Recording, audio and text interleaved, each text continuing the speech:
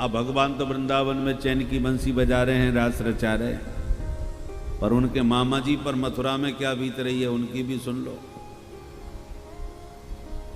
कंस को नारद जी ने आके बता दिया कि महाराज जिसको तुम नंद का लाल समझे हो वो नंद का लाल नहीं, तुम्हारी बहन देवकी का 8वां लाल है, वही तुम्हारा काल है। सुनते ही कंस की आंख हो गई लाल, निकाल के तलवार बोले मैं वसुदेव को आज जिंदा नहीं छोड़ूंगा, इसने मुझे धोखा दिया है। निशात मसीमादत्त वसुदेव जिघांसया। नारद जी ने हाथ पकड़ के रोका टोका, समझाया कि तुम्हारा काल वसुदेव नहीं है, वासुदेव है, उसकी सोचो। मेरी बात मानो, ये तुम असुर जो भेज रहे हो ना फुटकर इक्का दुक्का, वो दोनों भैया मिलके एक एक करके सबको निपटा देंगे, तुम कुछ नहीं बिगाड़ पाओगे। ये भेजना बंद करो और दोनों को यहां बुलाने का प्रयास करो। जब वो दोनों आवे तो तुम सब मिलके उन्हें ठिकाने लगाओगे। वाह गुरुदेव, क्या जोरदार उपाय बताया, अब ऐसा ही करता हूं। नारद जी तो चले गए। कंस ने आपातकालीन मीटिंग बुलाई, असुरों से परामर्श किया, सारी समस्या सुनाई। केसी नाम का दैत्य बोला एक मौका हमें मिल जाए। बोले जाओ। केसी घोड़ा बन के दौड़ा, भगवान ने एक मुक्का मारा तो गोविंदाय नमो नमः। व्योमासुर आया, ग्वाला का वेश बना के वो भी मारा गया। अरिष्टासुर आया, बैल का रूप बना के वो भी मारा गया। कंस ने कहा अब कोई नहीं जाएगा, उन्हीं को बुलवाया जाएगा। लेने कौन जाएगा? तो अक्रूर जी को बुलाया, सारा षड्यंत्र समझाया और कहा मेरा रथ लेके जाओ, कृष्ण बलराम को मथुरा का मेला घुमाने के बहाने लाओ। अक्रूर जी बोले महाराज मुंगेरी लाल के हसीन सपने सब देख सकते हैं, पर पूरे कितने होंगे ये तो वक्त बताएगा। मनोरथान करोत्युच्चै जनो दैव हतानपि। जनाः उच्चै मनोरथान करोति। हर प्राणी बहुत ऊंचे मनोरथ करता है, यदि पूरे हो जाएं तो खुश हो जाता है, अधूरे रह जाएं तो रोने लगता है। युज्यते हर्ष शोकाभ्याम तथाप्याज्ञाम करोमि ते। मैं तो आपकी आज्ञा का पालन करूंगा ही। रात्रि में रथ ले जाके विश्राम किया घर, और उसित्वा रथमास्थाय प्रययौ नंद गोकुलम। दूसरे दिन सवेरा होते ही वृंदावन को अक्रूर जी चल दिए। विविध मनोरथ मार्ग में करते जा रहे हैं। किम मया चरितम भद्रम किम तप्तम परमम तपः। आज कौन सा मैंने तप किया है, व्रत किया है, कौन से जन्म का पुण्य उदय हुआ है जो आज श्री कृष्ण का दर्शन करने वृंदावन जा रहा हूं। भाव समाधि लग जाती है, रथ के घोड़े खड़े हो जाते हैं, हाँकने का भान ही नहीं रहता। परिणाम हुआ कि रथेन गोकुलम प्राप्तः सूर्यश्चास्त गिरिम नृप। वृंदावन पहुंचते पहुंचते अक्रूर जी का सूर्यास्त हो गया, पूरा दिन लग गया। कन्हैया शाम को गौचारण करके लौटे, गैया धोने की तैयारी कर रहे थे कि दिखाई पड़ गए अक्रूर जी को। दौड़ के चरणों में लिपट गए, भगवान ने उठा के हृदय से लगा लिए। चाचा जी आ गए, चाचा जी आ गए कहते हुए दोनों भैया भवन के भीतर लाए, चरण धुलाए, भोजन पवाए, अतिथि कक्ष में लाके सुलाए। चरण दबाते दबाते गोविंद बोले चाचा जी अब बताइए अचानक कैसे आए? अक्रूर जी बोले प्रभु आपको सब पता है, फिर भी पूछते हो तो बता ही देता हूं। कंस का षड्यंत्र है आपको मेला के बहाने आप पर प्रहार कराने का। भगवान बोले मामा जी बुलाएं और भांजे ना जाएं, हम जरूर जाएंगे, पर ये षड्यंत्र वाली बात किसी को मत कहना, नहीं कोई जाने ही नहीं देगा। भगवान भाग करके नंद बाबा के पास आए। बाबा बाबा हम तो मेला देखने जाएंगे। नंद बाबा बोले खबरदार, आज तक मैंने तो को अकेलो कबू ना भेजो लाला, मैं तो ना भेजबे वारो। भगवान बोले तो आप चलो। हाँ ये ठीक है। नंद बाबा ने पूरे ब्रज में दुआई लगवा दी, जो मेला देख वो चाहे तैयार है जाए, सवेरे चलेंगे। ग्वाला तो मेला की तैयारी करवे लगे घूमने के ताई, और गोपियन की नींद उड़ गई। अरे राम राम, कृष्ण बलराम भी जा रहे हैं मथुरा। सखी सुनाए मथुरा तो बहुत सुंदर शहर है, कहीं उनका मन वहीं रम गया तो। एक बोली बहन, हमारे तुम्हारे सोचने से कुछ नहीं होने वाला, होगा वही जो विधाता ने हमारे भाग्य में लिखा होगा। गोविंद के भावी विरह की संभावना में गोपियां रात भर आपस में चर्चा करती रहीं, कभी विधाता को कभी अक्रूर को कोसती रही। अहो विधातस्तवन क्वचित दया, संयोज्य मेत्या प्रणयेन देहिनः, तांश्चा कृतार्थान् विउनञ्च पार्थकम्, विक्रीडितं तेर्भक्चेष्टितं यथा। क्रूरस्त्वमक्रूरसमाख्ययास्मनस्, चक्षुर्हि दत्तं हरसेवताज्ञवत्। सखी इसका नाम क्रूर होना चाहिए, या क्रूर नाम इसका किसने रखा? हमारे नयनाभिराम कृष्ण बलराम को हमसे छीनकर हमें अंधा करने के लिए आया है, इससे बड़ा क्रूर कौन हो सकता है? ऐसे गोपियां रात भर बातें करती रहीं, सवेरा हो गया। सवेरा होते ही जैसे ही प्रभु नित्य कर्म से निवृत्त होकर के अक्रूर के रथ में आरूढ़ हुए, गोपियों ने दौड़ करके पूरे रथ को चारों ओर से घेर लिया। विरह व्याकुल ब्रजांगनाओं को समझाने के लिए भगवान रथ में खड़े हो गए और समझाने लगे, देवियों 2 दिन की बात है, आज जाऊंगा, कल मेला घूम लूंगा, परसों घर वापस। आयास्येति दौत्यकैः, 2 दिन की बात है। गोपियां बोली, सखी हमें लग रहा है कि ये खुद जाने के लिए उतावले हो रहे हैं, जब इन्हीं का मन जाने का है तो हम व्यवधान क्यों बने। तुरंत रास्ता छोड़ दिया। रथेन वायु वेगेन कालिंदी मघनासिनी, वायु वेग से अक्रूर जी का रथ उड़ गया।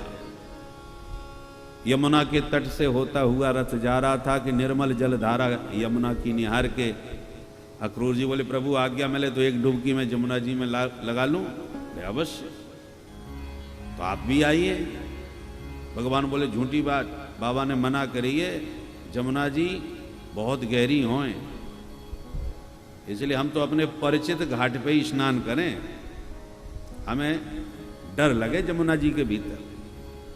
ठीक है प्रभु, अब विराज। अक्रूर जी के मन में आया, नन्हे से बच्चे जो स्नान करने में डरते हैं, कंस को क्या मारेंगे? बात्सल्य उमड़ने लगा। भगवान लीला ही ऐसी कर रहे हैं कि कोई विश्वास ही नहीं कर सके। किंतु जैसे जमुना जी में प्रवेश करके डुबकी मारी तो दोनों भैया तो जमुना जी के भीतर घुसे पाए। जमुना जी के भीतर देख करके घबराए, अरे ये तो कह रहे थे हमें डर लगता है, ये तो भीतर घुसे हैं, परंतु इतनी जल्दी भीतर आ कैसे गए? तुरंत उछल करके बाहर देखा, दोनों भैया तो रथ में बैठे बैठे बातें कर रहे। अब माथा घूम गया, ये क्या चक्कर है भाई? जब ये दोनों यहां बैठ के बातें कर रहे हैं तो भीतर कौन दिखा था? फिर डुबकी मारी तो फिर जमुना जी के भीतर। अब तो अक्रूर जी का माथा घूमा। पुनः जब डुबकी मारी तो अब की बार भगवान चतुर्भुज नारायण बन के प्रकट हो गए। वो लक्ष्मी नारायण भगवान की। अक्रूर जी सब समझ गए, चरणों में गिर के दिव्य स्तुति गाए।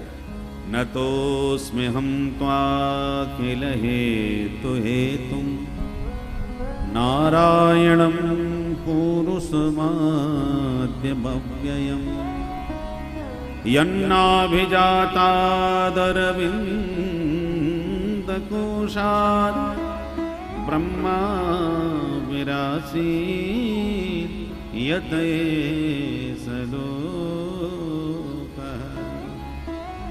ब्रह्मा विरासीत् यत एष लोकः। नतोस्मि हम, प्रभु मैं आपको नमस्कार करता हूं। आप समस्त जगत के कारणों के भी मूलभूत कारण हैं। आपके नाभि कमल से ही ब्रह्मा जी प्रकट होकर सारे संसार का सृजन करते हैं। ऐसे हे आदि पुरुष भगवान नारायण, आपको मेरा प्रणाम। स्तुति करके अक्रूर जी जब बाहर निकले तो भगवान रथ में बैठे मुस्कुराते हुए बोले, चाचा जी नावे में बड़ी देर लगा दी आपने, तो डुबकी मार के ही रह गए। अक्रूर जी हाथ जोड़ के बोले, प्रभु अब ज्यादा लीला मत दिखाओ, मैं फिर चक्कर में पड़ जाऊंगा। आपने मुझे बड़ी देर से चक्कर में डाल रखा था, मैं समझ नहीं पा रहा था, पर अब समझ गया। पर मेरी प्रार्थना सुन लो सरकार, आपको मेरे घर अवश्य जाना पड़ेगा। भगवान बोले चलूंगा, पर मामा जी से मिलने के बाद। आश्वासन देते हुए आगे बढ़े। जो मथुरा में प्रवेश किया, एक प्रहर दिन बाकी था,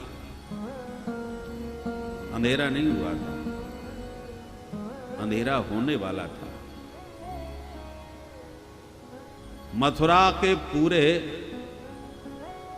जन समुदाय में खबर फैल गई, अरे भैया वो पूतना को मारवे वारो आ गयो, ए भैया वो गोवर्धन उठावे वारो छोरा आ गयो। मथुरा के नर नारी सुनते रहते थे कि कृष्ण ने ऐसा किया वैसा किया, तो कर्ण कर्ण में सुनते तो सब थे, पर देखा आज तक किसी ने नहीं था। वो कौन है? उत्कंठा जगी, वो शहर में आए हैं, वो कौन है, कैसे बालक है, चलो दर्शन करें। धाये धाम काम सब त्यागे, धाये धाम काम सब त्यागे, मनहु रंक निधि लूटन लागे, मनहु रंक निधि लूटन लागे। आये धाम काम सब त्यागे, धाये धाम काम सब त्यागे, धाये धाम काम। सब काम धाम छोड़ करके नर नारी एक झलक पाने के लिए उमड़ पड़े। जिस गली में गोविंद ग्वालों के साथ जाते हैं, अट्टालिकाओं से झरोकों से झांकती हुई सुंदरियां सुमन वृष्टि के द्वारा स्वागत करने लग जाती हैं। कोई सारा प्रतिबंध त्याग करके गली में भागती डोल रही। सखी वो बंसी वारो गयो। बोले बहना अवाल यही गली से निकल के गए, और तू क्या कर रही थी, जल्दी जा। बाबरी बनी डोल रही है, और जिनकी सांस निकलने ही नहीं देती घर के बाहर, वो बेचारी झरोकों से झांक झांक के ताक रही हैं कि शायद हमें एक झलक मिल जाए।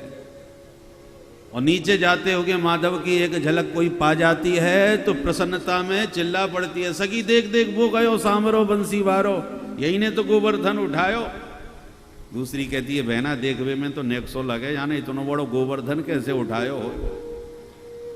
इतनी जोर से बात करें कि जाते हुए कन्हैया के कान में आवाज पड़े तो जिधर से आवाज आवे उधर ही ताकबे लग जाए।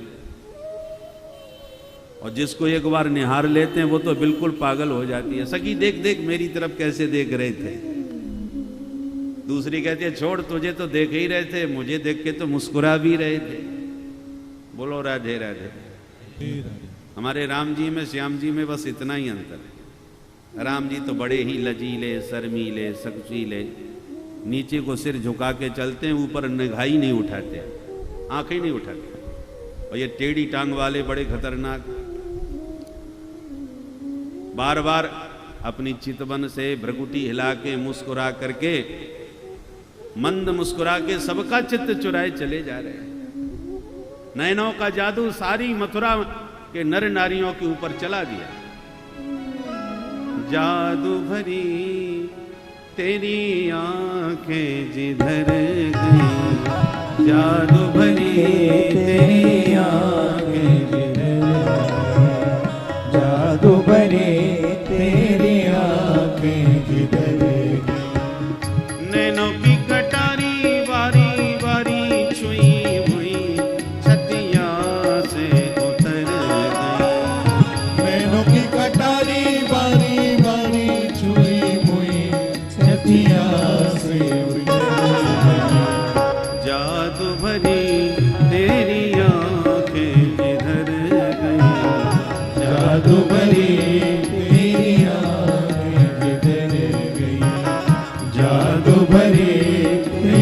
आंखें जिधर राधे।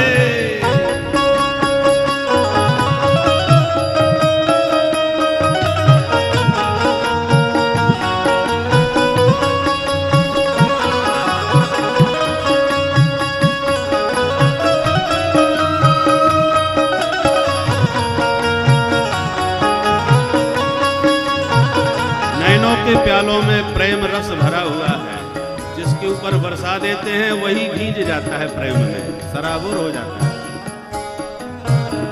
प्रेम की लरी हरी तृक दोनों, प्रेम की लरी हरी तृक दोनों, प्रेम की लरी हरी तृक दोनों, प्रेम की लरी बरस परी मोती सी बिखर गई, बरस परी मोती सी बिखर गई, जादू भरी तेरी आंखें जिधर गई, जादू भरी तेरी आंखें जिधर गई, जादू भरी तेरी आंखें।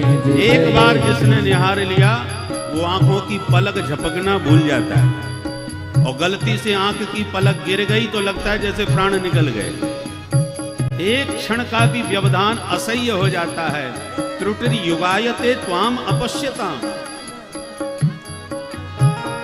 अब पल पलक करत नहीं तारे, अब पल पलक करत नहीं तारे, अब पल पलक करत नहीं तारे, अब पल पलक करत नहीं तारे, छिन छोरत जनु जानन कर गई, छिन छोरत जनु जानन कर गई, जादू भरी तेरी आंखें जिधर गई, जादू भरी तेरी आंखें जिधर गई, जादू भरी तेरी आंखें जिधर गई। जैसे विवाह के समय दूल्हा कटार लेके चलता है, कटार होती तो छोटी है परंतु प्रहार कर दो तो घायल कर देते हैं।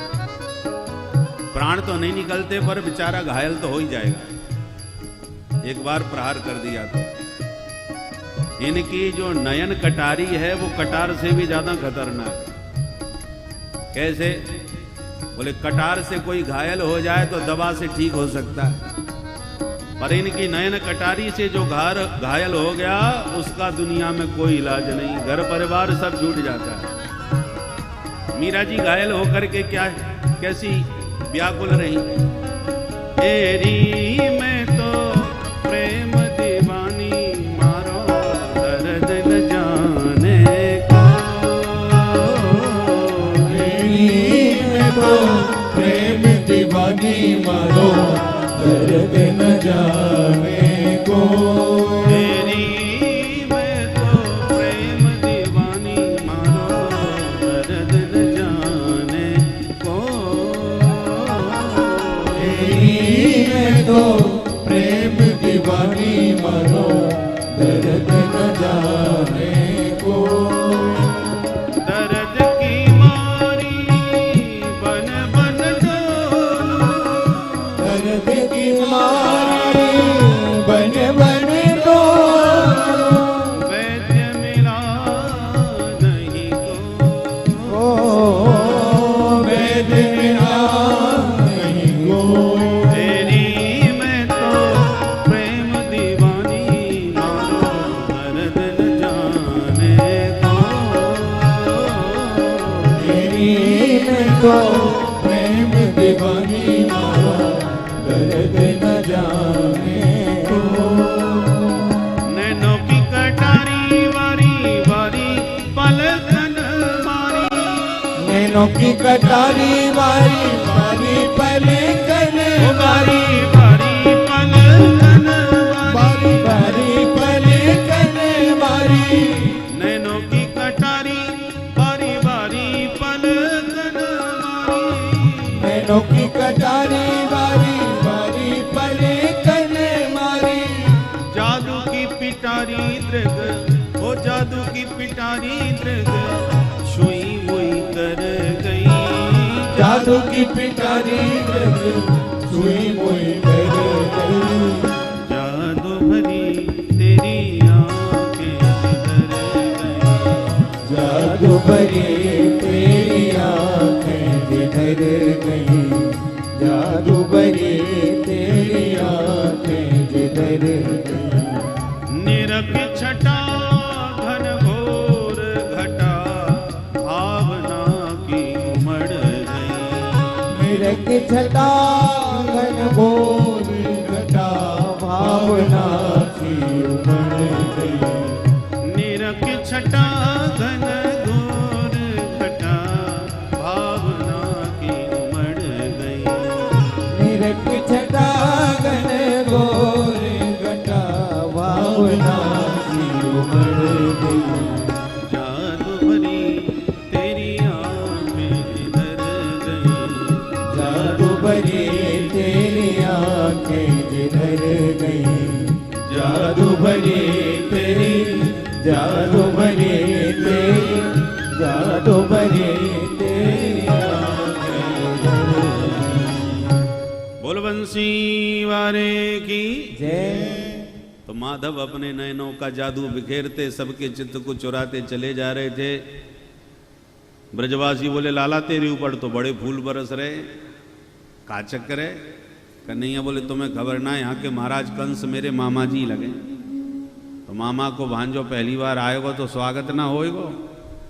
ब्रजवासी बोले दारी के तूने ये बात आज बताई है, न पहले से बताई होती तो बढ़िया वाली बगलबंदी पहन के राजकुमार बन के ना आते। तेरे मामा मिलते तो वो भी कहते हाँ कोई भांजे आए। अब इन पुराने कपड़ों में तो भिकमंगा जैसे लगेंगे। तू अपने मामा से मिलियो, हम ना जाएंगे तेरे संग। कन्हैया बोले चिंता कायू करो, तुम्हें जो व्यवस्था चाहिए मोते बताओ, सब व्यवस्था है जाएगी। मामा मेरे राजा हैं। तो लाला सबसे पहले तो हमें पोशाक दिलवा, कपड़ा चकाचक होना चाहिए। चलो भाई। इतने में सामने से कंस का धोबी आता मिला। निकट जाके भगवान बोले मामा जी राम राम। धोबी नीचे से ऊपर घूरने लगा, ये मेरा भांजा कौन आ गया? क्यों भाई कौन है तू? क्या नाम है तेरा? मान न मान मैं तेरा मेहमान, जबरदस्ती मामू बना दिया। भगवान बोले मेरो नाम कृष्ण कन्हैया, ये मेरे दाऊ भैया और यहाँ के महाराज कंस मेरे मामा। तो मामा के गांव में जो मिले सो सबरे मामा, या नाते आपू है गए। अच्छा अच्छा अब समझा, तो तेरा ही नाम कृष्ण है भाई, बहुत सुन रखा था तेरा नाम। चलो जाओ मामा से मिलो, मामा जी भी तुम्हारे स्वागत के लिए तैयार बैठे हैं। भगवान बोले हम मिल भी जा रहे हैं, पर जल्दी जल्दी मैंने पुराने कपड़ा पहने आए, तुम्हारी पोटली में बहुत जोरदार चमक रहे हैं। एक दो जोड़ी ने कि हमें दे दो तो पहन के अच्छे लगेंगे मामा ते मिलवे में, होंगे तो सब मामा जी के कपड़े। सोई धोबी बिगड़ गया। ईदृशा नहीं वासांसी नित्यम गिरी बने चरा, जंगली कहीं के गमार ग्वारिया तू महाराज के कपड़े पहनेगा। भगवान बोले दुष्ट हमको जंगली कह रहा है। घुमा करके कान के नीचे एक बजाया, रजकस्य कराग्रेण सिरह कायाद अपातया। एक थप्पड़ में उस रजक की गर्दन कट के दूर गिरी। बोल नंद के लाला की जय। आसपास के और भी धोबियों ने देखा, कांप गए। और भैया या छोरा के हाथ में तलवार भिट है, थप्पड़ में ही गर्दन साफ। सब भाग खड़े हो गए और चारों तरफ चर्चा का विषय बन गया, भाई ये छोरा तो बड़ो चमत्कारी है। भगवान बोले ब्रजवासियों छांटो बीनो अपने मन मर्जी के कपड़ा, जाकू जो पसंद आयो निकाल निकाल के पोटली से पहन लियो। अब कहाँ कंस के कपड़ा, कहाँ छोटे छोटे ग्वाला। पहन तो लिए, पर पहन के चल भी लगे तो पूरी सड़क साफ होवे लगी। ब्रजवासी बोले कन्हैया इनमें तो और ज्यादा बुरे भिखारी लग रहे। भगवान बोले अब ज्यादा ढीले हैं तो उन्हें को उठा के संभाल के चलो, आगे कछु व्यवस्था देख लेंगे। सो बेचारे ढीले ढाले कपड़े पहन के अब पकड़ के उठाए चले जा रहे हैं, ऐसे लग रहे हैं जैसे हैंगर से लटकाई दिए हों। इतने में दूर खड़े दर्जी ने देखा, दौड़ के बोला सरकार आज्ञा मिले तो ये कपड़े मैं ठीक कर दूं। भगवान बोले तेरो राम भलो करे। जल्दी कर। फटाफट सबके नाप लेकर के वस्त्र सिल के अपने हाथों से दर्जी ने पहना दिया। पहन के व्यवस्थित वस्त्र ब्रजवासी प्रसन्न हो गए। कन्हैया, पूरे मेला में राजकुमार तो अब हम ही दिखेंगे। भाई आनंद आ गया। पोशाक बहुत जोरदार मिली। अरे भगवान ब्रजवासियों को प्रसन्न देखकर दर्जी से बोले, भाई तूने हमारे ब्रजवासी खुश कर दिए, अब बोल तो का इनाम चाहिए। दर्जी ने मन में सोचा, धोबी को जो इनाम दई वो तो हमने देख ली। हाथ जोड़ के बोला, सरकार आपकी दया दृष्टि बनी रहे, मुझे सब कछु मिल गए। भगवान ने तुरंत आशीर्वाद दिया, जाओ खूब फलोगे फूलोगे। तो आप देख ही रहे हो आजकल दर्जी कैसे फल फूल रहे हैं। जितने को कपड़ा वाते ज्यादा है गई सिलाई, दर्जी माला माल है गए माधव की कृपा से। ब्रजवासी बोले, लाला पोशाक तो जोरदार दिलवा दी ने, बस गले में माला और फूलन की गिर जाए सोई माला माल है गए।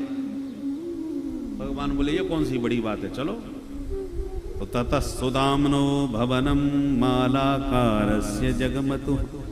एक सुदामा नाम का माली था। भगवान के साथ 3 सुदामा जोड़े हैं। एक सुदामा जिसको कहते हैं श्रीदामा, जो सखा था ग्वाल मंडली में, वो भी सुदामा कहलाता। और एक मथुरा का माली सुदामा, जो माला से ही माधव की सेवा करता था। और एक द्वारका का सुदामा। तो ब्रज में भी सुदामा, मथुरा में भी सुदामा, द्वारका में भी सुदामा, जिसका चरित्र भी आप सुनेंगे। सभी को माल्यार्पण करके माली बहुत ही मुग्ध हुआ। भगवान ने उसे पराभक्ति का आशीर्वाद दिया और आगे प्रस्थान किया। ब्रजवासी बोले, लाला पोशाक भी जोरदार, माला भी जोरदार, नेक कसर और है। भगवान बोले, कोई कसर मत छोड़, बताओ कहा। बोले, लाला ने माथो सूनो अच्छो ना लगे, माथे पे थापक थुआ चंदन लग जाए सोई आनंद आ जाए। अच्छा, 4 कदम और आगे बढ़े तो 3 जगह से टेढ़ी मेढ़ी कुबड़ी चंदन लिए जाए रे। दूर से ही भगवान ने आवाज लगाई, अरे सुंदरी जी। उपजा चकराई, वो कुबड़ी ते सुंदरी कहवे वारो कौन आ गयो भाई। पीछे मुड़ करके जो देखा माधव की मूरत, दौड़ी चली आई। महाराज आपने बुलाई? भगवान बोले, हाँ हमने ही आवाज लगाई। आपको नाम? गदगद होके परिचय दिया। दास्यास्मि हम सुंदर कंस सम्मता, त्रिवक्र नामायनुलेप कर्मणि। महाराज मैं सैरंध्री हूं, कंस की दासी हूं, नित्य प्रति चंदन की सेवा करती हूं, जन्म से 3 जगह से त्रिवक्रा हूं, इसलिए लोग कुबड़ी कुबजा कहते हैं। पूरे मथुरा मंडल में मदभावितम भोजपते रतिप्रियम, मुझे मेरा चंदन भोजपति महाराज कंस को अति प्रिय है। तो बस चंदन लेके वहीं जा रही। भगवान बोले, वो हमारे सगे मामा जी लगे। मामा जी है तो चंदन लगाती ही रहो, आज ने हमें ही लगाए दो। अरे महाराज ये तो मेरा सौभाग्य है, आप मेरा चंदन स्वीकार कर लो, मैं तो धन्य है जाऊं। भगवान चंदन बंदन से बहुत प्रसन्न हो जाते हैं। भगवान के ललाट पर जैसे ही चंदन लेपन किया कुब्जा ने, ब्रजवासी बोले, देवी जी ने कि तमाऊ भी ने हमें भी लगाए दो। कुब्जा ने सारे ब्रजवासियों का माथा चंदन से लेप दिया। ब्रजवासी खुश। और एक कन्हैया आनंद आ गया, भैया माथो ठंडो कर दियो, बड़ी खुशबू मारे जाके चंदन में। मन प्रसन्न है गया।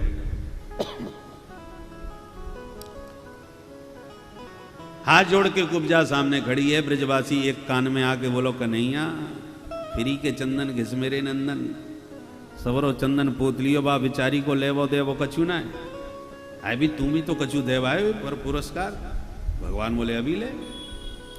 तुरंत कुब्जा के निकट आए माधव, उसके पैर के अंगूठे को अपने श्री चरण के अंगूठे से दबाई लियो, बाकी ठोड़ी के नीचे हाथ लगाई लियो और दूसरो हाथ बाकी कमर में डाल लियो। दाऊ जी ने तो शर्म के मारे मुंह घुमाई लियो। धीरे से बोले लाला ध्यान रखियो ये अपनो वृंदावन ना है, मामा के घर आए। हाँ दाऊ दादा मुझे सब ध्यान है, चिंता ना करो। अब ब्रजवासी आंखें फाड़ के देखे भैया ये कौन सी इनाम दे। एक ग्वाला बोलो लाला कछू है यार तेरी जोड़ी बहुत प्यारी लग रही है, ये भी 3 जगह से टेढ़ी और तू भी हमेशा 3 जगह से टेढ़ो ही रहे, टेढ़ा टेढ़ी की बन गई जोड़ी। हंसवे लगे सब ग्वाला और जब तक कछु समझ में आवे तब तक कन्हैया ने एक झटका मार दियो। मुकुंद संस्पर्शना सद्यो बभूव महा। एक झटके में तीनों कुबड़े गायब हो गए और छैल छबीली छोरी बन के छम छम नृत्य करने लगी। बोल कृष्ण कन्हैया लाल की जय। कुब्जा ने पीतांबर पकड़ के प्रणय निवेदन किया, प्रभु पधारो मेरे घर। भगवान बोले आएंगे परंतु मामा जी से मिले आवे या के बाद। आश्वासन दे करके आगे बढ़े। जगह जगह पर बड़े बड़े उद्योगपतियों ने पूजा करके लौंग इलायची तांबूल खिला करके भगवान का स्वागत किया, क्योंकि व्यापारियों का यही धर्म होता है, वो बड़े दूरदर्शी होते हैं। जिसके लक्षण सत्ता में जाते नजर आते हैं उसी से राम राम चालू कर देते हैं। तो भगवान की महिमा और प्रताप को जान करके व्यापारियों ने जगह जगह पर उनसे अपना संबंध बनाना, पूजन करना प्रारंभ किया। भगवान पहुंचे कंस के विशाल सभागार में। सभागार का निरीक्षण कर रहे थे कि एक विशाल धनुष दिखाई पड़ा। भगवान बोले दाऊ दादा आप आज्ञा दो तो या धनुष है मैं उठाऊं। धनुष के रक्षक प्रहरी बोले कल का बच्चा धनुष उठाने की बात कर रहा है, बड़े बड़े महावीर मिलकर के भी इसको नहीं उठा पाते, ये महाराज कंस का धनुष है। दाऊ जी इशारे में बोले कन्हैया ने को उठा के ही तो दिखाई दे।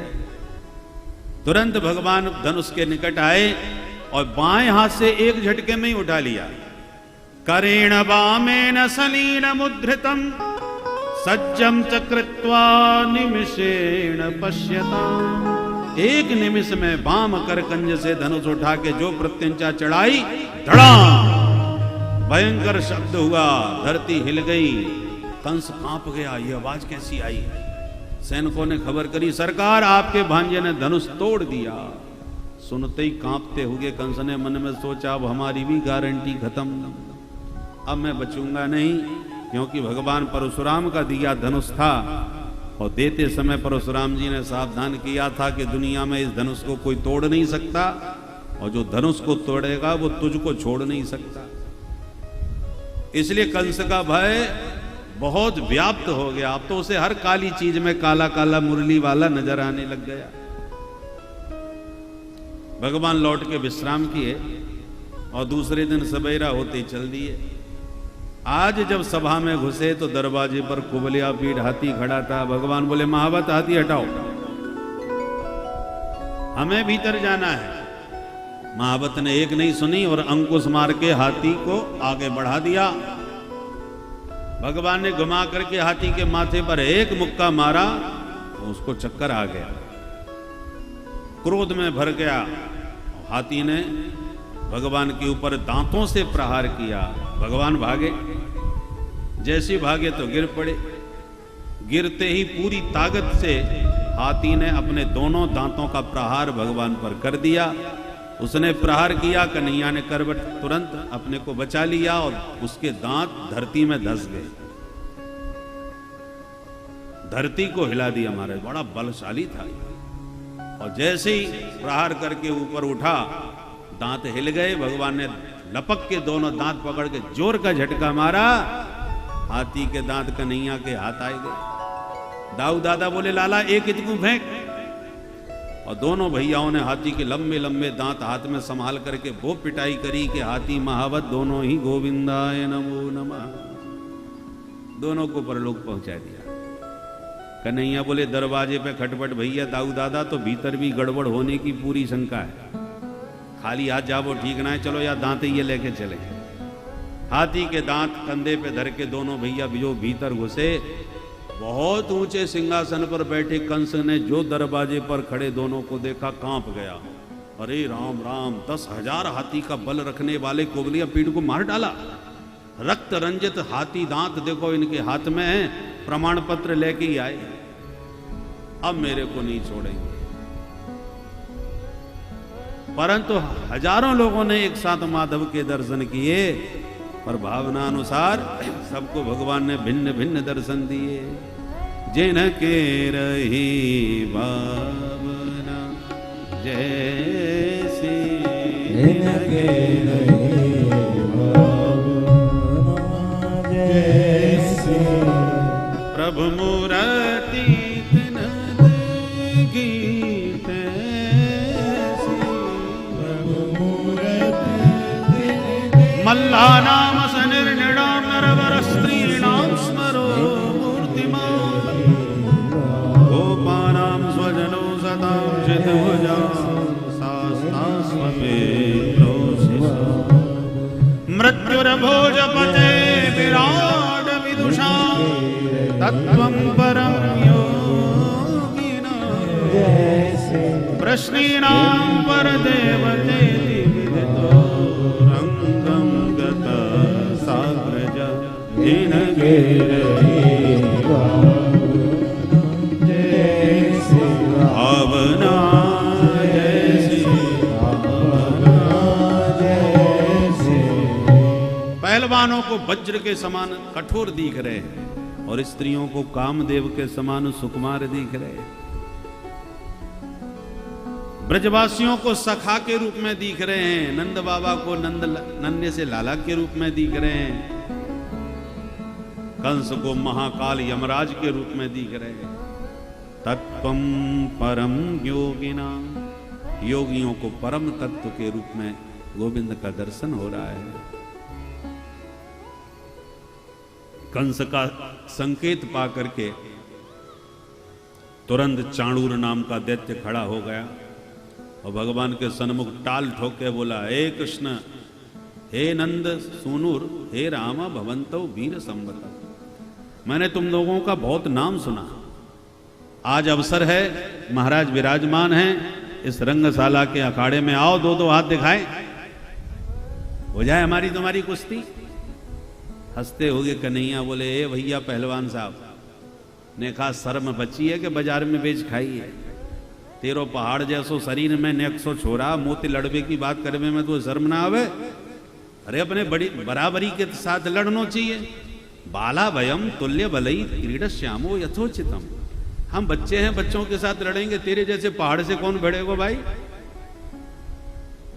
चाणूर बोला, अच्छा हमको पागल समझ रखा है, तूने अभी अभी दरवाजे पर इतने विशाल काय हाथी को मार के उसका दांत उखाड़ लिया, फिर भी अपने को बच्चा बताते, तुझे शर्म नहीं आती। नबालो न किशोरस्तम बलश्च बलिनाम बरह लीले ये भो हतो ये न सहस्त्रद्विपसत्वभृत। हिम्मत है तो हम मुझसे लड़के बता, देखूं तेरी भुजाओं में कितना बल है। चाणूर जब इस प्रकार चैलेंज करने लगा, छोटे छोटे ग्वाला जो संग में आए थे दौड़ के बोले, कन्हैया डर पियो मत, हम काय को आए तेरे संग में, दिखा दे पूतना बारे हाथ। अच्छा ये बात है तो आज हम मैदान में। बले न सह मुष्टिका, मुष्टिकासुर चाणूर का भाई था, वो बलराम जी के सामने आके खड़ा हो गया। तुम खड़े खड़े क्या देख रहे हो, चलो हमारी तुम्हारी हो जाए। दाऊ जी बोले, हम यही देख रहे थे कि कोई जोड़ीदार मिल जाए तो मामा के अखाड़े में हम दो हाथ दिखाई दें, तो आओ मैदान में। बलराम जी के साथ मुष्टिकासुर भिड़ गया। अब जो युद्ध प्रारंभ हुआ, द्वंद्व युद्ध, हस्ताभ्याम हस्तयोर वध्वा पदभ्याम एव च पादयोर अरत्नीद्वय अरत्नीभ्याम जानुभ्याम चैव जानुनि। बड़ा भयंकर द्वंद्व युद्ध दोनों के बीच, इधर चाणूर मुष्टिक तो दूसरी ओर कृष्ण बलराम। भयंकर युद्ध, लड़ते भिड़ते बहुत देर हो गई, कोई निर्णय युद्ध का नहीं समझ में आ रहा। उठा पटक दोनों की, कभी कोई नीचे कभी कोई। जब बहुत देर होने लगी तो कंस पागल होने लगा, देख देख ऊपर ही बैठा बैठा चिल्लाने लगा, अरे चाणूर मार चांटा कर दे चकनाचूर। जोश में भरे चाणूर ने एक मुक्का भगवान की छाती में मारा। भगवान बोले, एक मिनट पहलवान, कुश्ती हो रही है कि मुक्केबाजी? तूने मुक्का मारा है तो चपत मेरी भी चाकनी पड़ेगी। और घुमा करके कान के नीचे एक चांटा मारा, एक चांटे में चारों कोने चित्त गिरा, चाणूर चकनाचूर होके चटनी चाट गया। बोल चाणूर मर्दन भगवान की। एक थप्पड़ में परलोक पहुंच गया। दाऊ दादा ने देर नहीं लगाई, घुमा के एक मुष्टिका सिर पर जमाई, मुष्टिकासुर भी परलोक पहुंच गया। सल तोसल आए, उन दोनों को भी परलोक पहुंचाए। कूट नाम का दैत्य आया तो 2 मुक्के मार के कूट को भी कूट दिया। बाकी के पहलवान तो अपने आप ही भगने लग गए कि भैया बड़े बड़े उस्ताद चले गए, इनसे कोई मुकाबला नहीं कर सकता। सब भाग खड़े हो गए पहलवान। पहलवानों की भगदड़ देख करके कंस एकदम पागल हो गया, चिल्लाने लगा, पकड़ लो इन दोनों बच्चों को, यहां से जिंदा न जाएं। आज अपने हाथ से इनको मारूंगा, इनके बाप को मारूंगा और अपने बाप को भी मार दूंगा। भगवान समझ गए इसका बैलेंस बिगड़ गया, संतुलन खो गया। भगवान ने एक छलांग मारी, पहुंच गए कंस के सिंहासन पर गिरधारी। पकड़ के मामा की चुटिया हिला डाली, स्मरण दिलाया, तूने मेरी माँ देवकी को विवाह की बेला में गिराया था। देवकी नंदन उसी का दंड देने तेरे सामने आ गया। बड़ा विचित्र दृश्य उपस्थित हो गया। अब तो सारी सभा भौचक्की सी बनी देख रही है। चाणूरे मुष्ट के कूटे, सले तो सल के हथे, सले तो सल के हते, सले तो सल के हते। शेषा प्रदुत भूमल्ला, सर्वे प्राण परीप सभा, सर्वे प्राण परी सभा, सर्वे प्राण परी सभा।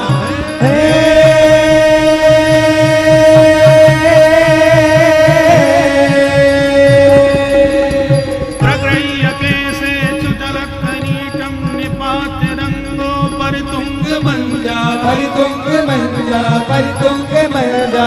अस्योपरिष्टा स्वयमब्जनाभ, अपात विश्वास आत्मतंत्र, अपात विश्वास आत्मतंत्र, अपात विश्वास आत्मतंत्र। सिंहासन से भगवान ने एक धक्का मारा, चक्कर खा के धरती पर गिरा। गिरते ही कंस के प्राण गोविंदाय नमो नमः। बोल कंस मर्दन भगवान की, कृष्ण कन्हैया लाल की। पपात विश्वाश्रय आत्मतंत्र। जब कंस धरती पर गिरा तो विश्व का भार लेकर के भगवान उसकी छाती पर गिरे। उस विश्व भार, विश्वंभर के भार से कंस के प्राण समाप्त हो गए। नहीं तो गिर के मरने वाला कंस थोड़ी था, महाबली था। पर विश्व भार लेके भगवान उसकी छाती पर कूद पड़े तो उसके प्राण निकल गए। कंस के मरते ही उसकी पत्नी अस्थि प्राप्ति रोती बिलखती आ गई। भगवान भी मामियों को समझाने लगे, मामी जी हम तो मामा जी से मिलने आए थे, मामा जी भी हमसे मिलने के लिए इतनी जोर से भागे कि मामा भांजे धड़ाधड़ नीचे गिरे। वो तो भला हुआ भांजा ऊपर था सो आज सामने खड़ा है, नहीं तो आज मामा की जगह भांजे पड़ा होता। ये तो होनी है, इसे कोई नहीं टाल सकता। मामियों को समझा के सीधे बंदी गृह में गए। जेल खाने में जाकर के नाना उग्रसेन सहित अपने माता पिता को बंधन से मुक्त किया और मथुराधीश महाराज उग्रसेन को भगवान ने घोषित कर दिया। अब जितने व्यापारी भाग गए थे कंस के आतंक से पीड़ित होकर विदेशों में, वो सब लौट के वापस आने लगे। आपस में बोले भैया धर्म निरपेक्ष सत्ता रसातल में जा चुकी है, अब तो परम धर्मात्मा महाराज उग्रसेन का साम्राज्य स्थापित हो गया है, तो अपने ही देश में व्यापार करेंगे, क्यों परदेश में भटके। सुखदेव जी कहते हैं परीक्षित जब व्यापारी लौट के आए और बहुत से यदुवंशी कंस के आतंक से पीड़ित होकर के जंगलों में छुप छुप के रहते थे, कृशकाय हो गए थे, शरीर अस्थि पंजर रह गया था। उन्होंने लौट करके जब गोविंद के मुखमंडल का मुस्कुराते हुए दर्शन किया तो जितने बुढ़े हो गए थे वो दोबारा जवान हो गए और जो कमजोर हो गए थे वो सब पहलवान शक्ति संपन्न हो गए। तत्र प्रभयसोप्यासुन युवा नौति बलौ जसः पिबंत क्षैर मुकुंदस्य मुखाम्बुज सुधाम्बुः। ये भगवान की मंद मुस्कान मुखाम्बुज के दर्शन का चमत्कार। भगवान ने अब एकांत में नंद बाबा को समझाते हुए कहा, बाबा ब्रजवासियों को लेके आप वृंदावन पधारो, कछु जिम्मेवारी मेरे कंधे पर आ पड़ी है, वहां से निर्वाह करके मैं तुरंत वापस वृंदावन आऊंगा।